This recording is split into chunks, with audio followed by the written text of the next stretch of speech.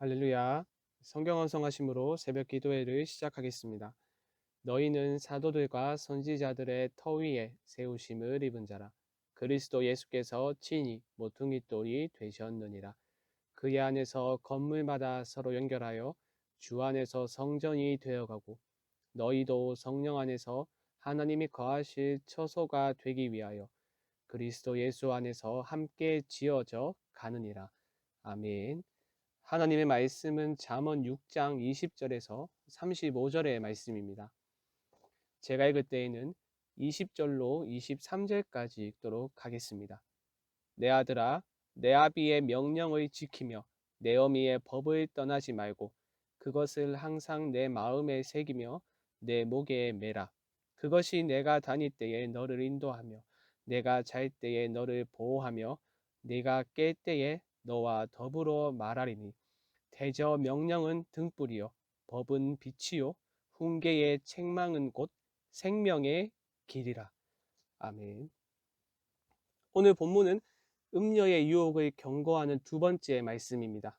5장에서 보았듯이 음녀의 유혹에 대한 첫 번째 경고가 말에 관한 경고였다면 두 번째 경고는 말이 아닌 아름다운 육체에 관한 경고입니다. 25절 말씀을 보시면 이렇게 말합니다. 내 마음에 그의 아름다움을 탐하지 말며 그 눈꺼풀에 흘리지 말라.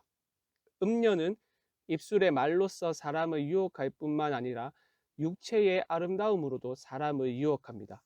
부모는 아들을 향하여 간단하게 탐하지 말며 홀리지 말라라고 말하지 않습니다. 음녀의 유혹에 넘어가면 안 되는 이유를 상세히 설명하는데요. 부모의 충고를 아들의 뇌리에 깊이 새기기 위하여 부모는 음녀의 유혹에 넘어가는 죄와 다른 죄를 비교합니다. 여러분, 원문을 보면 음녀의 의미는 낯선 여자, 즉 다른 남자의 아내입니다. 그러니까 음녀의 아름다운 육체의 유혹에 넘어가는 것은 곧 무슨 죄를 의미합니까? 간음죄를 의미합니다. 그래서 부모는 이어지는 말씀에서 간음죄의 결과와 다른 죄의 결과를 비교함으로써 그들의 충고를 강조합니다. 그들의 충고가 아들의 뇌리에 깊이 새겨지도록 말입니다.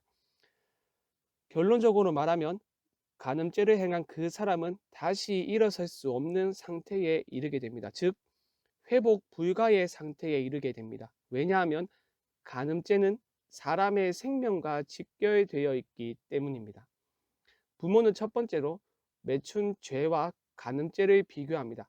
26절 말씀을 보시면 음료로 말미암아 사람이 한 조각 떡만 남게 됨이며 음란한 여인은 귀한 생명을 사냥함이니라 라고 말하죠. 그런데 우리말 성경의 번역은 애매해서 무슨 의미인지 정확히 이해하기가 쉽지 않습니다. 원문을 보면 26절 처음에 언급된 음녀는 지금까지 계속해서 언급된 음녀가 아닙니다.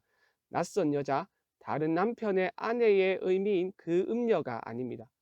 26절의 음녀는 진짜 음란한 여자로 기생 또는 창녀로 번역하는 것이 더 정확합니다. 그리고 마지막에 사용된 단어인 음란한 여인도 마찬가지입니다. 원문에는 음란하다의 의미가 없습니다. 원문은 지금까지 언급된 낯선 여자, 다른 남편의 아내를 의미하는 음녀입니다. 이렇게 놓고 보면 26절 말씀이 매춘의 죄와 간음의 죄를 비교하고 있음을 파악할 수 있습니다. 매춘과 간음은 죄입니다. 성경이 엄히 금하고 있는 죄이죠. 하지만 본문의 말씀을 자세히 보시면 죄로 인하여 겪게 될 결과가 다르다는 것을 볼 수 있습니다. 매춘의 결과는 무엇입니까? 한 조각 떡만 남게 되는 것입니다. 매춘에는 반드시 대가가 필요하죠. 기생에게 일정의 금액을 주어야 매춘을 할 수 있습니다. 하지만 간음죄는 다릅니다. 간음죄를 행하면 음료의 유혹에 넘어가서 간음죄를 행하면 생명을 잃어버리고 맙니다. 음란한 여인은 귀한 생명을 사냥함이니라. 매춘의 결과로 재산을 탕진하여 한 조각의 떡이 남게 되더라도 다시 일어설 수 있습니다. 회복할 수 있습니다. 어떻게 해서든지 돈을 벌고 모아 재산을 늘릴 수도 있습니다. 하지만 간음의 결과는 다릅니다. 생명을 잃습니다. 이것은 곧 모든 것을 잃어버리는 것과 같습니다. 다시 회복할 기회는 없습니다. 이어지는 말씀을 보시면 부모는 간음죄로 인한 형벌의 확실성을 말함으로써 그들의 교훈을 강화하는데요. 27절과 28절 말씀에서 이렇게 말합니다. 사람이 불을 품에 품고서야 어찌 그의 옷이 타지 아니하겠으며 사람이 숯불을 밟고서야 어찌 그의 발이 되지 아니하겠느냐. 여러분, 사람이 불을 품에 품으면 옷이 타는 것은 지극히 당연한 결과이며 반드시 일어나는 결과입니다. 불을 품에 품었을 때 옷이 탈 확률이 몇 퍼센트 있고 옷이 타지 않을 확률이 몇 퍼센트 있고 절대로 그렇지 않습니다. 불을 품에 품으면 옷은 반드시 타게 되어 있습니다. 그것처럼 간음죄를 행했을 때 생명을 잃는 것 또한 확실합니다. 또한 사람이 숯불을 밟을 때도 마찬가지입니다. 숯불을 밟으면 사람의 발은 어떻게 되겠습니까? 반드시 무조건 숯불에 데이게 되어 있습니다. 숯불을 밟았을 때 데일 확률이 몇 퍼센트이고 데이지 않을 확률이 몇 퍼센트이고 절대 그렇지 않습니다. 숯불을 밟으면 사람의 발은 반드시 데이게 되어 있습니다. 그것처럼 간음죄를 행했을 때 생명을 잃는 것은 확실합니다. 그래서 29절에서 이렇게 말하죠. 남의 아내와 통간하는 자도 이와 같을 것이라. 그를 만지는 자마다 벌을 면하지 못하리라. 부모의 강력한 충고는 여기서 그치지 않습니다. 매춘 죄와 간음죄를 비교한 후 이어지는 30절로 35절 말씀을 보면 도둑질과 간음죄를 비교하는 것을 볼 수 있습니다. 도둑질과 간음죄 모두 10계명에서 금지된 계명이지만 계명을 어긴 것에 대한 대가는 극명한 차이가 있음을 볼 수 있습니다. 30절을 보시면 이렇게 말하죠. 도둑이 만일 줄일 때에 배를 채우려고 도둑질하면 사람이 그를 멸시하지는 아니하려니와. 먹을 것이 충분하지 않아 훔치는 자들을 이해할 수도 있고 동정할 수도 있습니다. 멸시하지 않습니다. 그런데 문제는 잡히게 된 경우입니다. 도둑질을 했을 때 사람이 도둑을 멸시하지 않는다 하더라도 만약 잡히게 되면 어떻게 됩니까? 31절을 보시죠. 들키면 7배를 갚아야 하리니 심지어 자기 집에 있는 것을 다 내주게 되리라. 도둑질하다가 잡히면 7배를 배상해야 합니다. 7이라는 숫자는 완전수이기 때문에 자기가 가지고 있는 모든 것, 자기 집에 있는 모든 것을 탈탈 털어서 배상해야 함을 의미합니다. 하지만 간음죄의 경우는 어떻습니까? 32절의 말씀을 보시죠. 여인과 간음하는 자는 무지한 자라. 이것을 행하는 자는 자기의 영혼을 망하게 하며. 도둑질은 재산을 잃는 것에 불과하지만 간음죄는 영혼을 망치게 하는 범죄입니다. 거기다가 상함과 능력을 받고 씻을 수 없는 수치를 경험할 뿐만 아니라 남편의 분노를 경험하게 됩니다. 34절을 보시죠. 남편이 투기로 분노하여 원수 갚는 날에 용서하지 아니하고. 여기서 원수 갚는 날의 의미는 하나님의 법정에 세운다는 의미입니다. 하나님의 법정 앞에 섰을 때 간음을 행한 사람이 받게 되는 형벌이 무엇이겠습니까? 바로 사형입니다. 신명기 22장 22절을 이렇게 말합니다. 어떤 남자가 유부녀와 동침한 것이 드러나거든 그 동침한 남자와 그 여자를 둘 다 죽여 이스라엘 중에 악을 제할지니라. 간음에 대한 결과는 죽음입니다.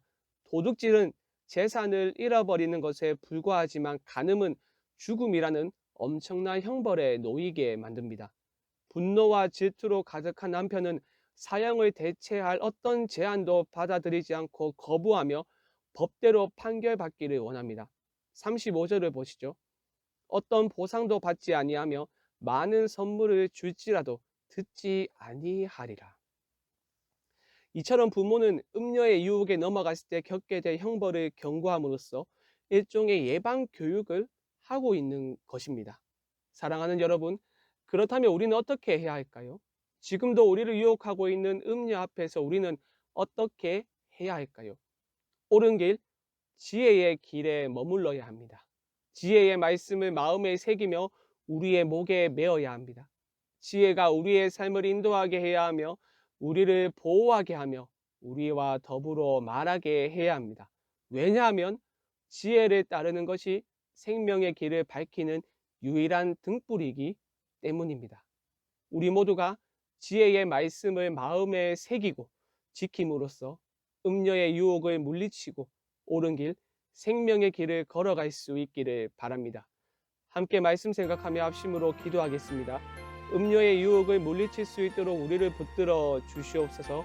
지혜의 말씀을 따라 옳은 길, 생명의 길을 걸어갈 수 있도록 우리를 붙들어 주시옵소서. 수요일은 선교와 전도를 위하여 기도하는 날입니다.